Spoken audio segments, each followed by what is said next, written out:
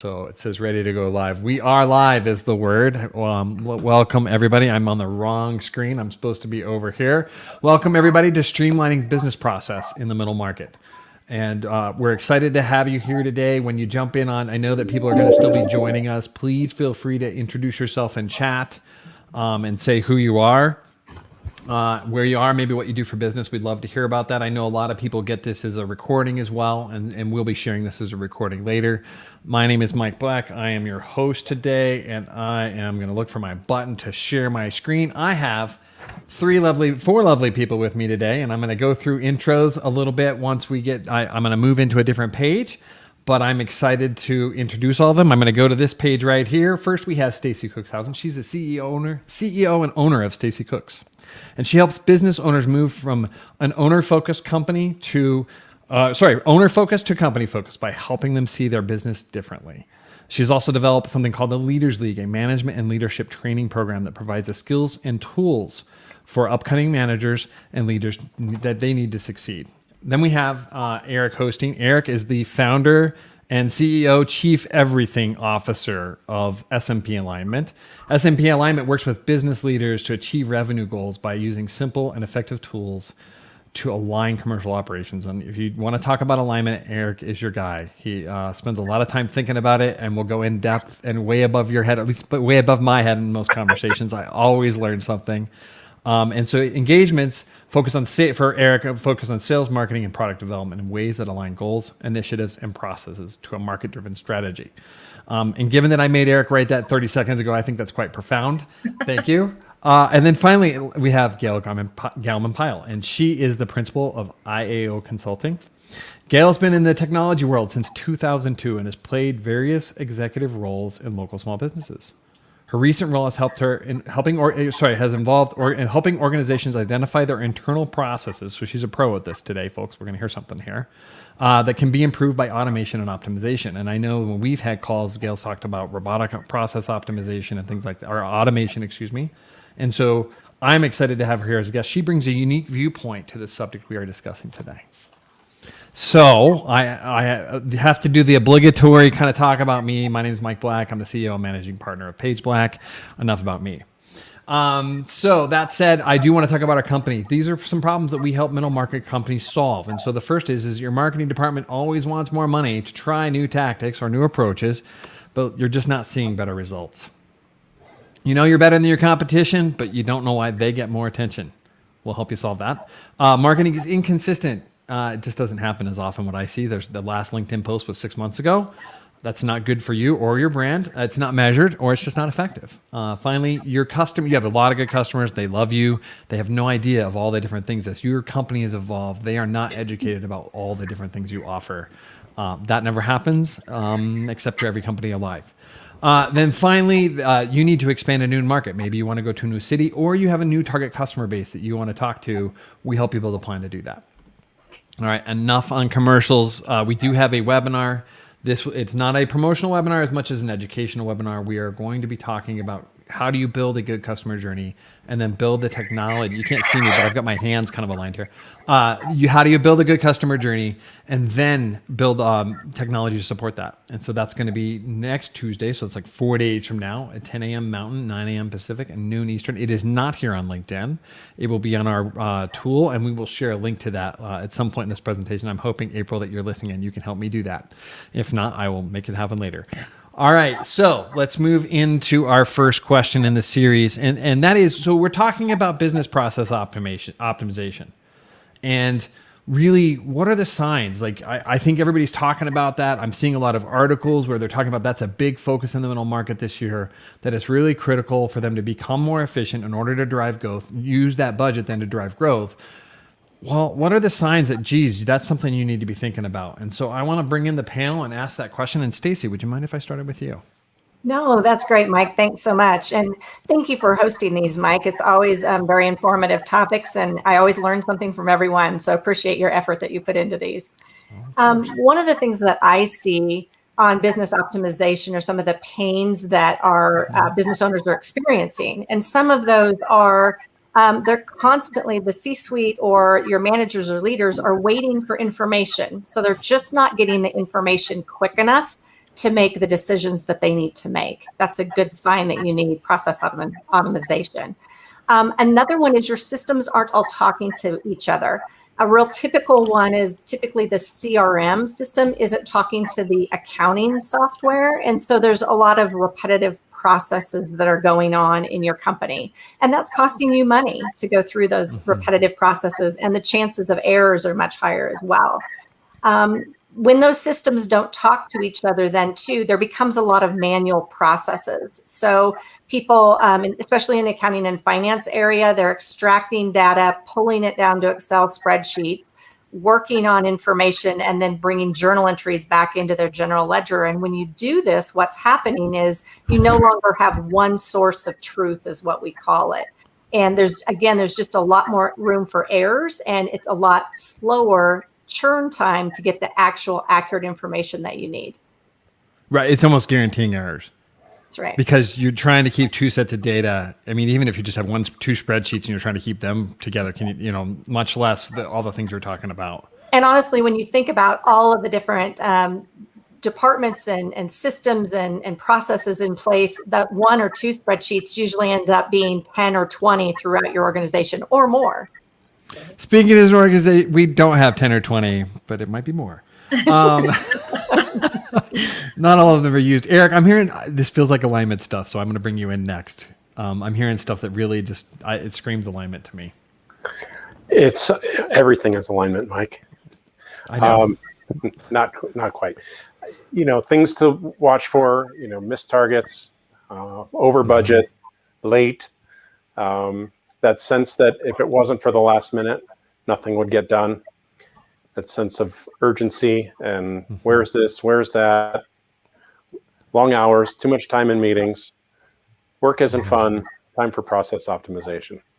All right. So, okay, Eric, I'm going to ask you a question. You brought up a lot of different things, and when the question that popped to my head from that is spending too much time in your email a sign that you need to be automating more? I think so. Right? That was a sign at my company. That's why I say it, is I had people saying, I'm spending all my time in email trying to figure out what I got to be working on. I'm like, oh, we got to fix that. Right. So there's ways to solve that around process. Yeah. I mean, email exists because people are trying to communicate something. Yeah. And, streamline that and streamline email, right? Yeah, back to that one source of truth Stacy's talking about. If you've got all that in one place, then everybody can go there. So I had something profound to say, and it just went out the window. So we're going to go to Gail and let her take it up. Gail, here's the pressure. What do you think? What do you see when you're having people talk to you about needs around optimization? What are the things that you're seeing?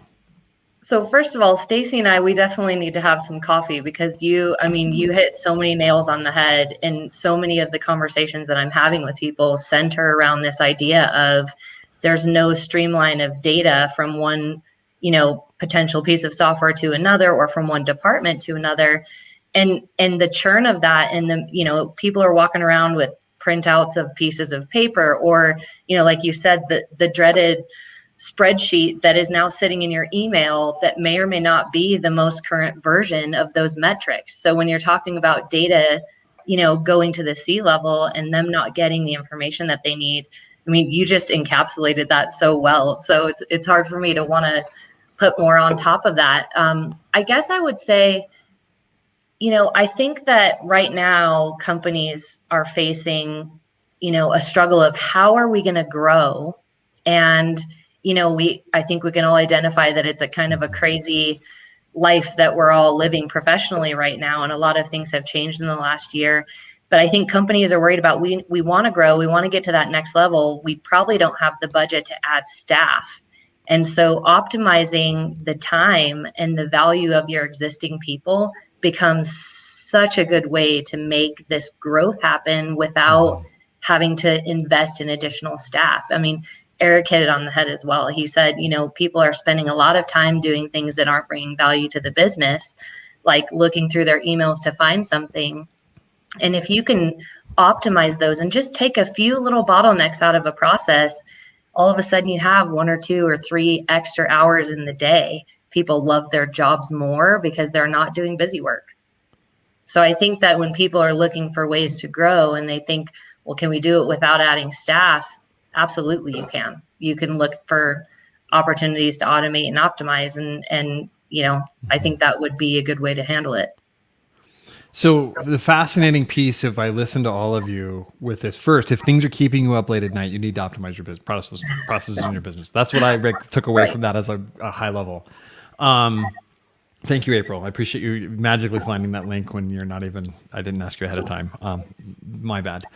So that first piece is if things are keeping you up at night, you need to optimize because you don't have the data. And if you have the data, I know when I have data and I know where things stand, I sleep better, right? And when I don't sleep well. So sorry, I don't mean to go to the sleazy kind of salesperson thing of the 1980s of what's keeping you up at night, but that is a sign.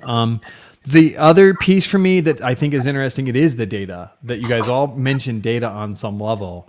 And it wasn't like I really expected this conversation when I thought about this question about like Eric got into it a little bit about drop balls or like we didn't get this done or we missed a target, but it really was you don't have the information to make good decisions is why you need to look at this as a main driver. And I'll say that I didn't expect that. So, and I'll tell you, Mike, the reason that I think that's become such a prevalent piece is everything is moving so rapidly now. So if we don't have that good information and data to make good decisions, we can't keep up with our competition, right? So it becomes more and more important to have that relevant information as quickly as we can so we can pivot when we need to. And so let me ask a little bit follow up on that of like, what is some of the data that you when you're consulting with business leaders, like they need to be looking at to make these quick decisions? Well, a lot of times it's around dashboards for me and KPIs because there's kind of two pieces. The dashboarding information is for cash flow projections.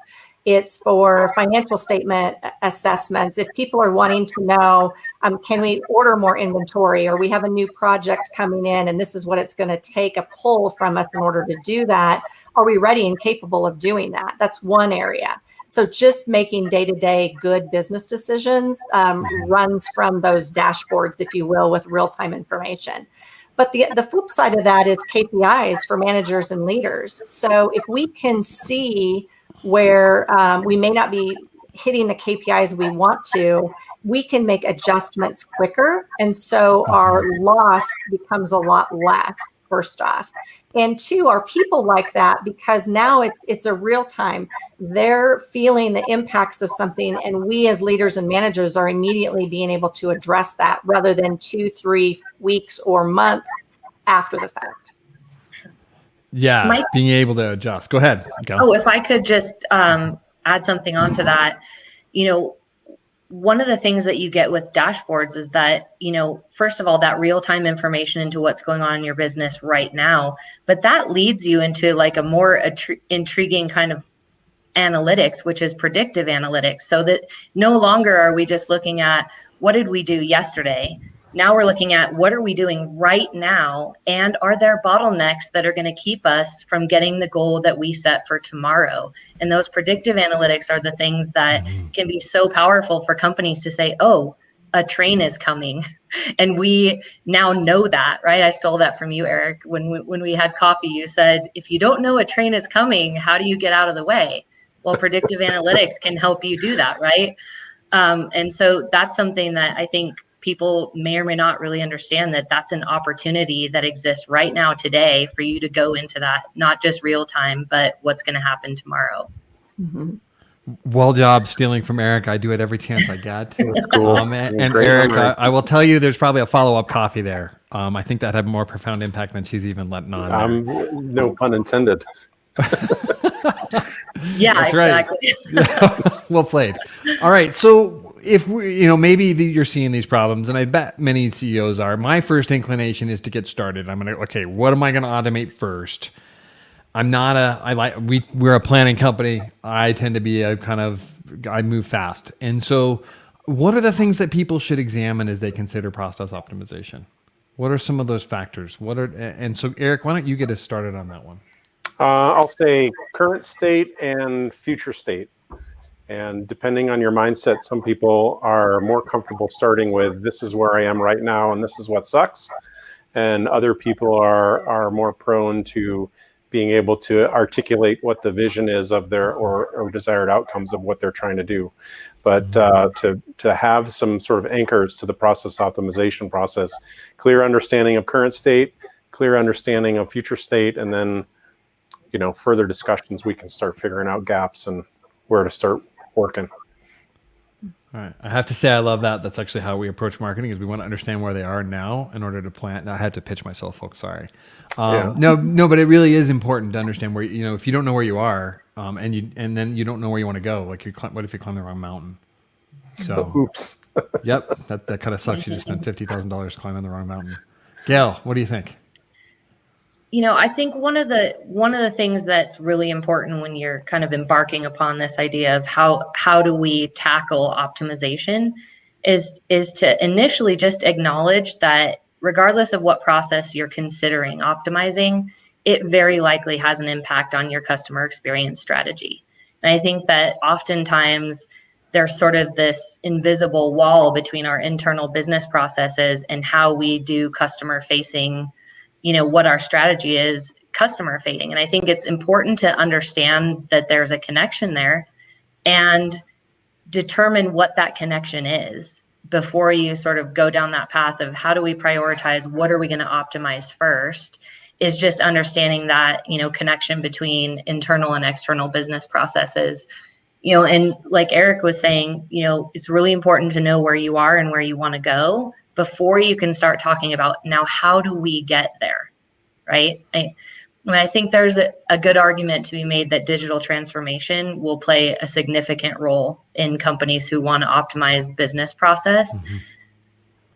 But the devil's in the details, right? So digital disruption is a real thing. Like, we don't just go out and say, I need XYZ software, I need predictive analytics, right? Because you heard that somebody said that was really cool and it can really help you. It's that middle piece of the planning and the figuring out how you want to go about it, and understanding too that there's that connection with your customer experience strategy and trying to sync that up. I think is kind of, you know, it's pretty important to put those things together before you run down the path of a project. I feel like I need to go back to Eric on this, sort of, because if you think about this, that's back to alignment, which is Eric's favorite term. And Stacey, I'm going to bring you up next. But my thought is, this is where you need to bring marketing and sales into this effort, because that you can then set expectations. Like, look, we're doing this thing differently and new. You might see a bit of a change. If there are issues, we want to know about it and get it fixed quickly. But we're trying to become a better company. Just want you to know. And kind of have that heads up. And maybe that's the way you approach it, maybe that's not, but having that awareness so that you can spot problems, I think is good. And it really comes back to planning and thinking through the whole process. Stacey, what are your thoughts? I completely agree with both of them again. And to kind of elaborate on what Gail was talking about, you know, Mike, we were talking about this in another conversation here not too long ago, that really 70 to 80% of your time when you're doing a new system implementation of any kind really needs to be in the planning and process phase. You know, people underestimate the planning phase and they jump in too soon, and then they wonder why it doesn't go off the way they expected it to. Mm-hmm. So to really map out, what other systems do you have that need to integrate with this? What are our outcomes? What do we really want to accomplish? And what other divisions or teams within the company are going to be affected by what we do in one particular department with this system and software?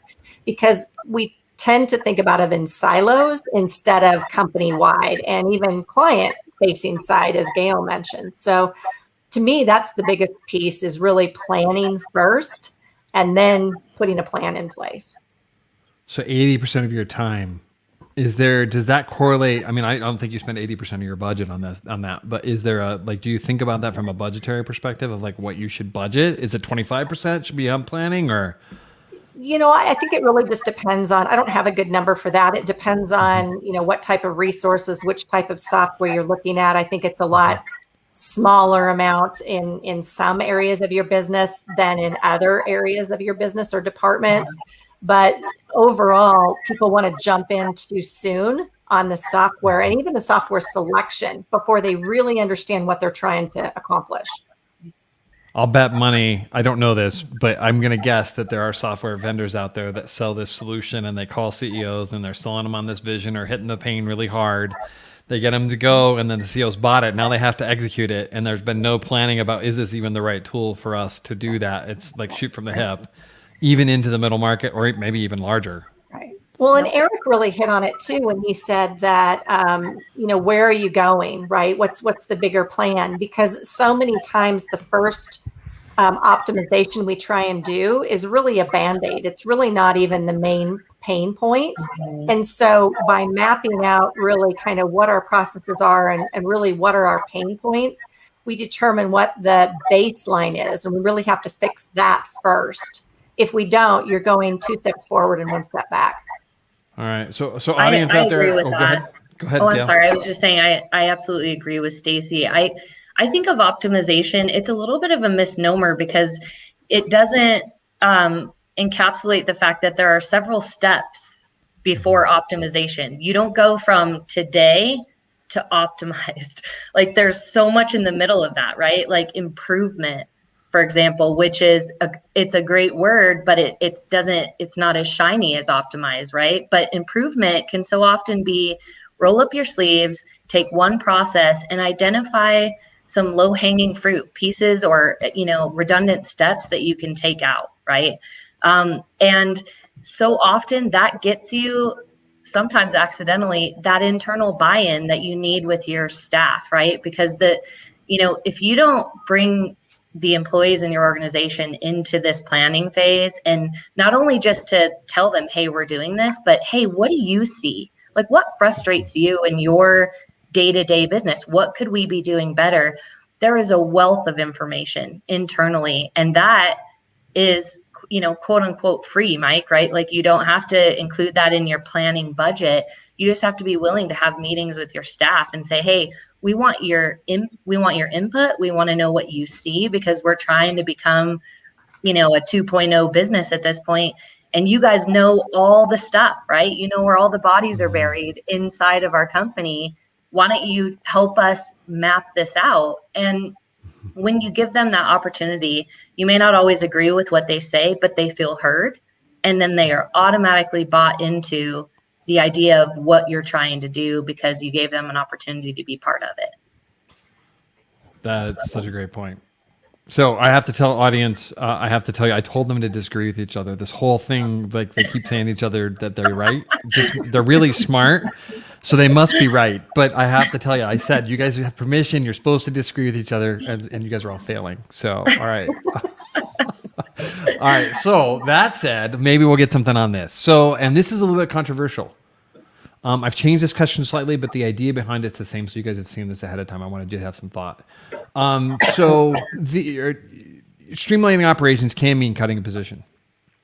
How should business leaders think about this? Eric, we had a good conversation about this, and I think that's a struggle. I want to think about this and, I think people actually avoid doing the business process optimization because they don't want to let their team go. They feel loyal to them, and then that puts the company at risk. And so what are your thoughts about how should business leaders be thinking about that? So, the ruthless capitalist is going to say, let's streamline processes and cut people and make more money and, do all this stuff more efficiently. But, especially in today, right, there's so much talk about values-driven organizations and culture and teamwork and inclusion and all that stuff, which is good. But, I've been on teams where there's reluctance to change and make things more efficient because it's going to mean so-and-so no longer has a job. And that isn't necessarily wrong. It just is, it's putting values and people above profit, which again isn't necessarily wrong, but it's I guess the point is that all this process optimization needs to be done in context of the company's values. And as long as the lights are on and no one's about to go to jail, you're not doing it wrong. There you go. So I don't know. I'm going to push back a little bit. And I want, my thought is, I agree that values driven is great. And I believe in that. We're a values driven company as well. On the other hand, if your competitors are out there and they are doing the optimization and you are not because you want to maintain your team, you may end up with your whole team not having anything because you lose your business over this because you don't have the data, or you make a bad decision and there's risk there. So I don't know, is it, I guess my disagreement with what you're saying is I saw you really position this idea of it's profits versus people, which I think is a common thing we say. And I don't know that that's full, and maybe that wasn't intentional. That's not how you think about it. That's kind of how I heard what you said. And I wonder if that's not I don't think that's the full picture. I think it's more like it's a bigger picture than that. Yeah, I'll add to some controversy, right? I mean, the number one competitor of most organizations is the customer status quo. The number two competitor of most organizations is what it is that they're doing, right? If you can drive an organization to make change safe for your customers and have your own ducks in a row, the competition is not the traditional competitor of, Acme versus XYZ company. It's not the issue. It's right. Customers changing and creating optimization of your own processes that reduce friction to the buying process. Mm-hmm. Those are the keys. Right. So it's not that they're going to lose their customer base because they're not aware of the data, because they're not changing it to meet their customer needs, is what I just heard you say. Sure. And I'll add to that if you do have the right metrics, forward-looking and backward-looking metrics in place, you're going to start to see that you're losing deals to competition, traditional competition, because they're doing things faster, more efficiently, or at lower cost. And then you're right. You're faced with a choice. You either you change or you die. Sorry. No, it's okay. I think I just maybe wanted, for the first time ever, sort of want to debate with you. I don't know. Gail, what's your thought? That's funny. I think that philosophically there's something important here. So, robots are not going to replace the human race. Like in certain areas and certain things like manufacturing and building cars and things like that, maybe. In streamlining data and how your systems talk to each other, there's absolutely room for processes, maybe robotic processes that are happening without someone having to click a go button, that are going to make your internal processes run more efficiently. But the analysis and the knowledge worker piece that human beings bring to business, that's not going to stop being needed. We're never, this is my personal opinion, we are never going to get to a point where we can just run everything with process automation. And so I think one of the ways we can look at that when we're talking about staff reduction is there a way for you to take off of the plates of your hardworking staff things that just can be done better in a more automated, less error-prone kind of way, the busy work, the stuff that you can actually map out in a workflow, that it's the same, it's always the same 7 steps, and there might be a couple condition statements in there. But basically, if you can write it out and train someone how to do it by writing steps 1 through 7, it can be automated.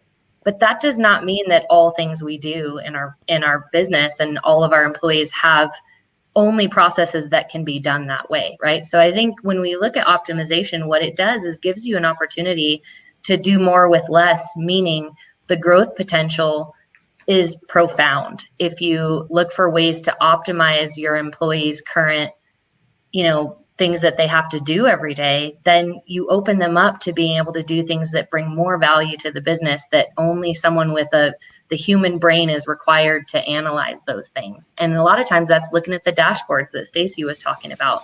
We can present data all we want, but someone has to look at it and say, what does this mean?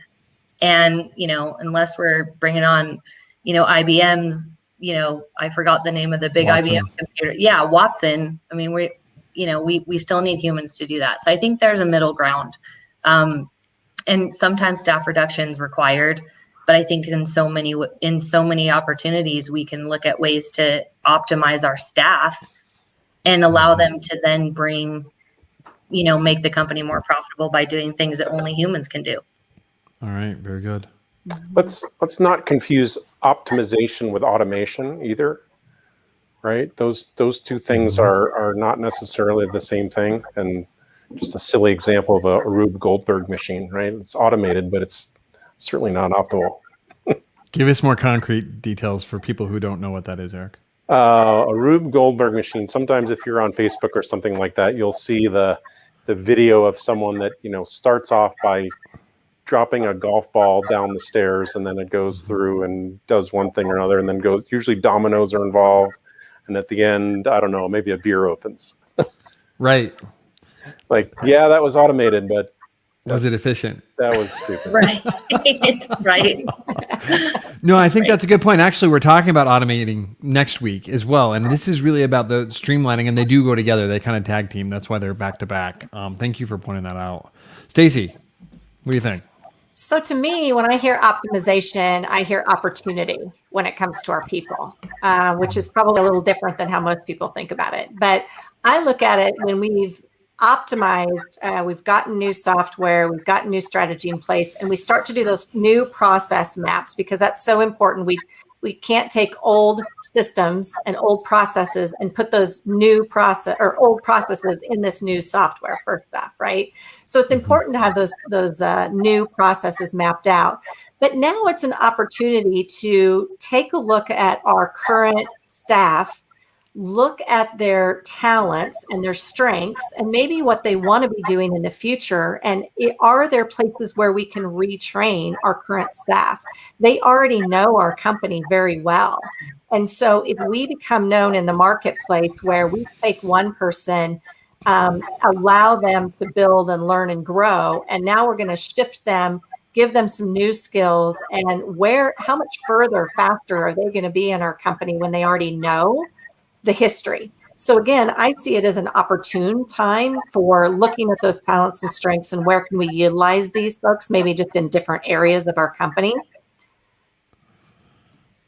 I couldn't agree more. I think that's the opportunity in that side of it, is that how do you train people to kind of do these new roles if they're a fit for that? I do think there's going to be points where you do have to make changes.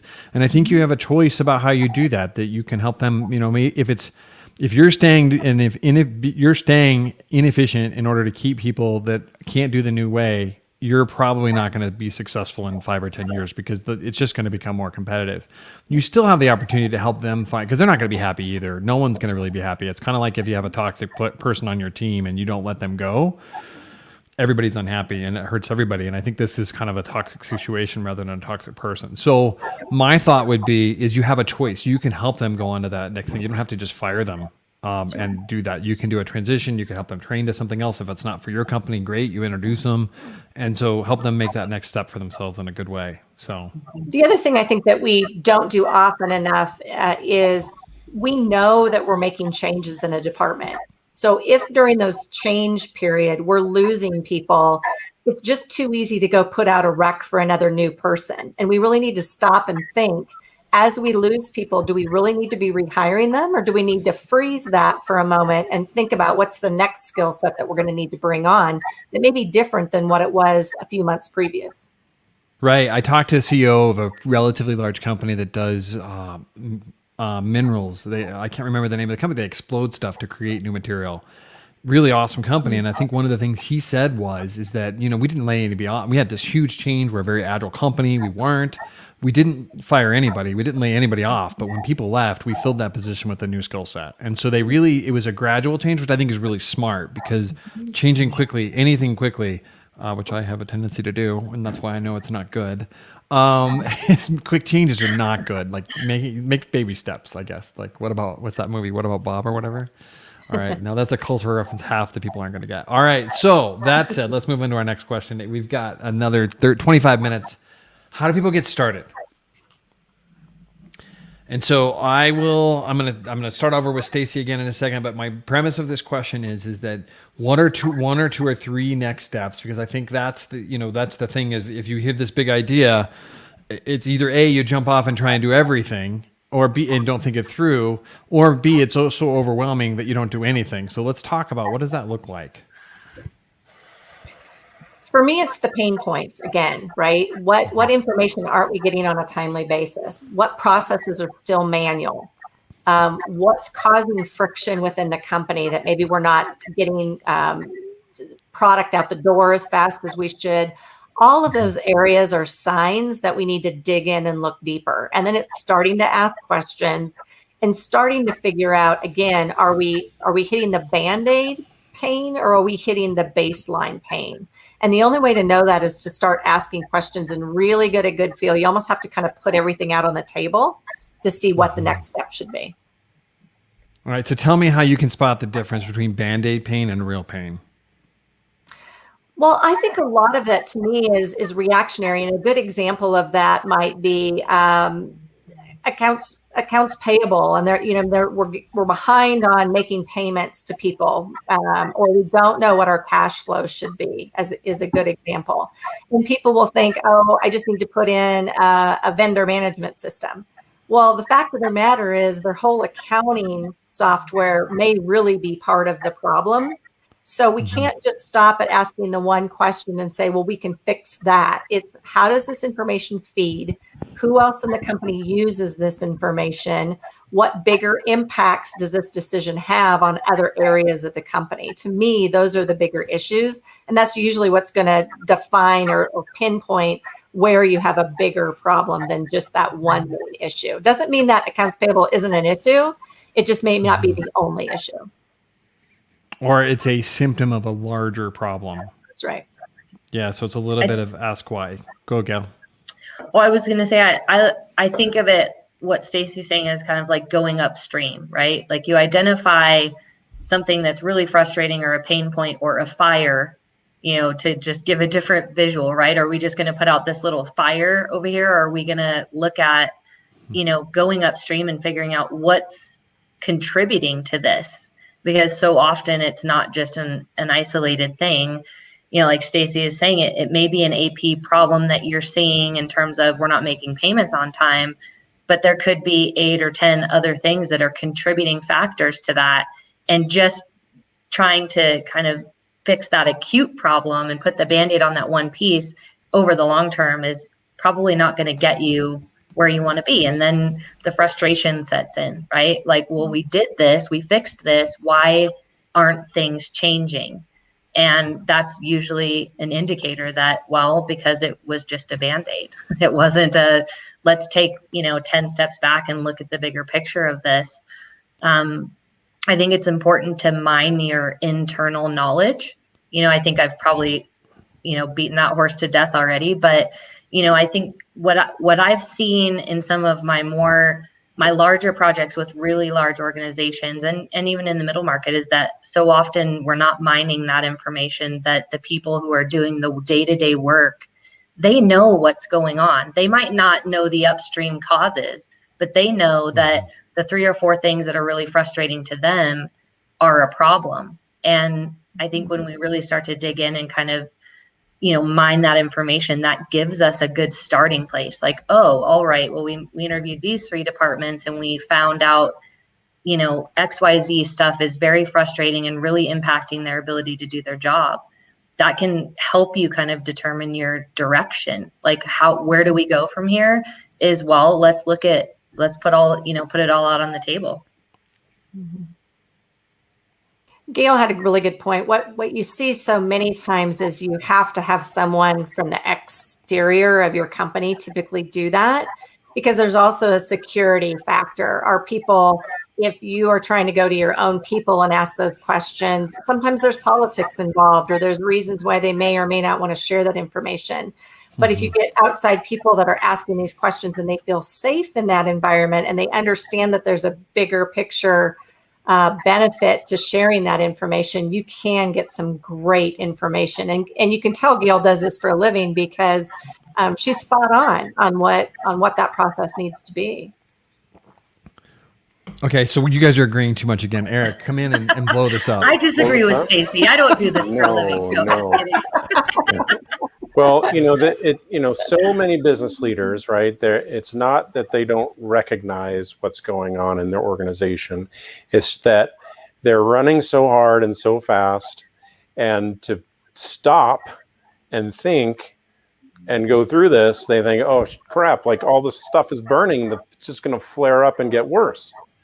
And at some point you just got to let the stuff burn, and because without stopping and slowing down and thinking about this stuff through, one thing that didn't come up yet is this idea, kind of we talked about it, this idea of root cause analysis, right? And, you go upstream, and the thing is, right, if you see a car wreck, you got to go and look where the skid started. That's where the problem started. And it doesn't, in today's culture of let's just throw some tech at it, let's throw some people at it, let's throw some money at it. It's a vicious cycle. And, it's true that when your nose is on the painting, you can't see it, and you can't read the label from inside the jar. And outside eyes, like the ones that are on this call, are really powerful, just because I can stop and I can look at things from an outsider. I don't know the business and people well enough to fight the fires, so I might as well work on prevention. There you go. So there's a theme I'm hearing, kind of the Band-Aid, like looking at and digging deeper is really valuable for companies, yet it's hard as a business leader. I know when I was starting off, one of the things I was told is make decisions, and actually I read this like in Harvard Business Review, it wasn't told, is make quick. The worst thing you can do is make slow decisions, because it slows everything down. If you make your decisions quickly, be decisive, and then if you're wrong, make a new decision when you figure out that you're wrong. And that's been really helpful for me. I used to kind of percolate on things and overanalyze things. Yet we're sitting here saying, no, you shouldn't make these quick decisions. You should dig deeper and go upstream or root cause analysis. And so how does a business owner, unscripted question, but how do you know the difference? When is it time to make a quick decision, and when's it time to dig deeper? For me, the quick decision is, yes, we need to do something, right? Yes, we need different processes. We need different systems. We need to allow or allocate the money to fix this, right? That's the quick decision. Then it becomes, don't expect the process to be quick in getting solved. Allow the time there. But the decision to actually pull the trigger and do something about it can be the quick decision. Okay. There's a difference between speed and velocity. Velocity has a direction. Speed is just going fast. And so true. and the alignment piece, sorry to bring up the word again, but when there's constant changes of what's happening from the top, because people are making quick decisions without thinking through things, it creates a whipsaw and ripple effect through the organization. So there's three choices, right? I can choose, I can not choose, or I can wait. I don't think I got that right. I'm going to think about that for a second. But the idea is, I think you got that right. If not, you need to tell me what it is. So if I make a decision, I learn. And if I can make a decision and be right, and then everything's good. I can make a decision and be wrong, and then adjust, or I can not make either decision, and then I'm not right, and I'm not learning. So it is important to make a choice, but like most things in life, there's a balance, and you got to think through impacts through the organization, or else you're going to just be adding confusion and chaos to the situation. Yeah, I think I probably fall victim to that. I think the one for me, this is funny because we're working with an AdWords account this morning, and I was training someone on how to do it, and we did like this 2-day view, and they'd spent a lot of money and hadn't got a return in 2 days. And so of course, if you look at the data, and folks, I promise there's a reason I'm saying this. If you look at the data there, it's not good. So then we step back to the last 35 days, and everything was fine. They just had a bad 2 days. And so for me, the way I've started to think about it, in part, and just response to this call, is look for the trend. I tend to make snap decisions too quickly sometimes, and I need to look for the trend. Like, where is it that I'm seeing this trend of problems, rather than this is a problem that I can just put the fire out now and move on. And maybe it's the longer term trends, when you're starting to see those patterns, is when you need to make the quick decision to dig in and make a difference. I don't know. Any comments on that? Once is a fluke, twice is a coincidence, 3 times is a pattern. Now we start changing. Okay. So now I have numbers. Yeah. put to it. Thank you, Eric. I always walk away with something valuable. All right, we have, if people have questions that are watching, which may or may not happen, sometimes people are kind of dual tasking and they check out at this point, and sometimes people pop in with questions. If you do, that's fine. I'm going to say, I think, Stacy, I came up with yours, and then we just went off on a tangent of what are the things you look at. Did we get I don't think we got everybody, though, of like the things you want to look. What are the, let me go back to the question. No, I don't even have the question up. What are the things leaders need to look at when they're thinking about this, Gail? What are your kind of next 3 steps if you're talking to somebody? I think that first idea is to really look at your company culture and figure out what is it going to take to make something like this successful. If you've made the decision, something needs to change, like Stacy alluded to, which is a great decision. You may not know what that is yet, but I think taking a hard look at, no 2 companies are the same. There's no silver bullet, or else we'd all be retired, because we would have figured it out and told everyone how to do it, and we'd be in Tahiti, right? I mean, every company is different. It's really important to look at what is my company going to respond to in a positive way, and try to structure your planning process around that. And if you don't know, or you're concerned people aren't going to have buy-in, look at that first. That's a red flag, in my opinion. So I think, really sitting down and just giving some mind share to the idea of how can we make this successful? What's it going to take? And then I think going through that, internal discussion, just inviting people to be part of the solution. And then potentially, like, Stacy and Eric said, you bring in someone who, has some experience in teasing out the right information, because, so often I sit in a room with people and I'll just ask open-ended questions, and before you know it, these nuggets of information come out that weren't even part of the list of questions I had. But when people get passionate about their jobs and what they see could change, I think that's where you look for that low-hanging fruit, and you can start there. It doesn't have to be all or nothing. There are strategic steps along the way. This doesn't have to be an elephant that you eat in one bite. I think that's important for C-level to know. You can make the decision that you want to do this, and then you can take it in phases. And yes, some things are going to burn along the way, like Eric said, and that's really hard to sit in that knowing that, things are on fire, but sometimes that just has to take a backseat to you doing the thing right? You got to do it right. It's not just, are we doing the right thing? It's, are we doing the thing right? So I'm gonna break my own rule and agree with Stacy that it's clear, Gail, that you're a pro at this, because I think audience, how many of you have a functional CRM system that you've implemented? I've looked at a lot of CRM systems, and even the best have real issues. And the point is that your salespeople aren't entering the data. And it's because you didn't figure out what you needed to do to get them engaged. They don't get the big picture. They don't understand how that can actually help them be more successful in the future, because some CEOs said, "Hey, it's time to do this quickly." Sorry, CEOs. It's just everyone else uses Salesforce, so should we. That's right. Yeah, that's right. All right, Eric, what are your 3 steps people should think about? 3 steps. It really starts with current state, future state, and figuring out the gaps. And Stacy was getting at this too, right? You just lay this out and just ask the questions. Where is this slow? Where is this cost a lot of money? Where is this frustrating? Where is this a pain in the ass? That'll point you to where to start.